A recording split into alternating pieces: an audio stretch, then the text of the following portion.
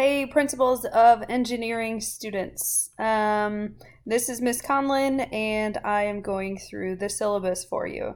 So, Principles of Engineering is an honors class. Hopefully, you guys all know that. I remember talking about that last year. It's the second level class in the Project Lead the Way curriculum in engineering. So, it's called Principles of Engineering. I will oftentimes refer to it as POE. So when you do your file organization tomorrow and create a file for this course, you can just call it POE, and you can write POE on your engineering notebook. So refer to it as POE, and that's a lot simpler and faster than saying Principles of Engineering. So this class is enrolled, or that you are enrolled in, is going to go through in depth in a couple different engineering disciplines. And it's going to have you using a couple different softwares. We are going to use Inventor some more, but we will use a couple other things. So we'll get into some robotics and programming. We'll do a little bit of physics in truss design, so like roof trusses and bridge trusses. So we'll do a little bit of that. And we'll look at different materials and energies. So that's kind of the gist of the class. So lots of different things going on in this class throughout this year. It is a year-long course, just as Intro to Engineering was as well. So class expectations, I'm pretty sure this is the same thing that I went over with you guys last year, but I'm going to reinforce it. So be on time, on task, and prepared to learn every day. You guys know how I feel about getting to class on time, so preferably I'd like you in your seats or at your computer logging in before the bell even rings, but definitely not running down the hallway to my class just to get in there and barely the bell finish ringing and you're in the classroom. So make sure you are in the classroom in plenty of time. You're on task, listening to directions, asking questions if something didn't make sense. And then completing those tasks. Here in this class, there's a lot of projects and long-term activities that will span a few days. So that's helpful for you guys to get a handle on things and clear up anything after you start if you're confused about anything. So, and prepared to learn every day. So you're bringing your things that you need for class. Once again, your notebook is stored up in the cabinet, so you don't necessarily have to bring that home each night. And I give you a notebook. This year, I have notebooks for everybody, so we don't have a big debacle on what to buy and where to get it and when you need it. I have bought everybody a notebook, so you don't have to worry about that. You only need to bring a pencil and sometimes a calculator. And then you guys all know the rules about the end of the class, making sure that you're in your seat, waiting patiently for the bell to ring and not crowding at the door. Be responsible for your own learning. So this kind of piggybacks off of, oops, I skipped down, sorry. Keep all personal electronic devices out of the way unless you're told to use them. That's the second expectation that I want to talk about. This is going to be a little bit different from last year. Last year I said they could be out, they could be sitting next to you as long as they weren't too distracting. This year I'm going to go one step further and I want them put away. There's really no need for you guys to be on your phones. And I think typically, myself included, you innocently check something on your phone real quick and then all of a sudden it's 5-10 minutes later and you have no clue what just happened to the time. So this is for your benefit if you put them away and don't let them distract you.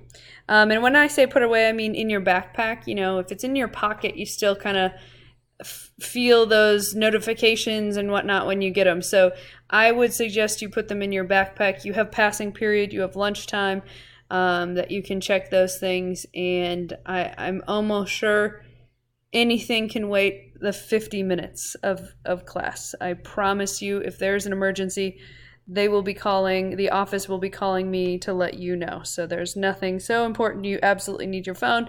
And you also have a computer in the classroom for your use at all times, as long as you're not abusing that privilege. But you have a computer to do any kind of research or anything you need. You know, there's one thing that I can think of for sure, that you'll need to take some pictures on your phone And I'll let you know when that is. But in general, let's try to keep our phones away so we can kind of focus on what you're doing. I promise this year is going to be a little bit different from last year as far as pacing and the types of activities. There's a lot more hands-on activities in this class versus last year.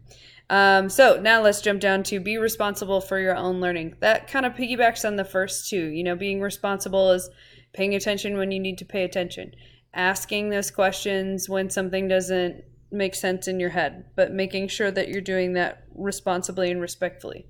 Coming in for tutoring or just coming in for extra time to work on something.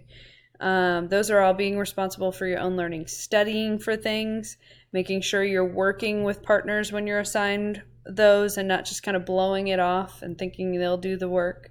So that's being responsible for your own learning. Respect the teacher, classroom, and others. Respecting the teacher, respectfully asking questions. That's not yelling at each other when you have a disagreement. Talking positively and not negatively about yourself and what you can do. So those are all respectful things. And then respecting the classroom and everything in it. Don't scratch on my desks or throw your gum underneath the tables or chairs. Let's try to keep what we have nice because we have a lot of nice things. And then trash goes in the trash can. There's going to be a lot of times when we're using a lot of different things. We're going to make a mess and we're going to have to clean it up. So trash cans, there's 3 in the room, 1 up front by the front table, 1 big one in the back by the door to Mr. Rhodes' room and the printer, and then 1 in the other back corner by the pencil sharpener. So those are kind of my classroom expectations. Y'all know, you guys know. And there's another video that goes through and talks about those. So grading, because it is an honors class, so that's a 5.0 grading scale.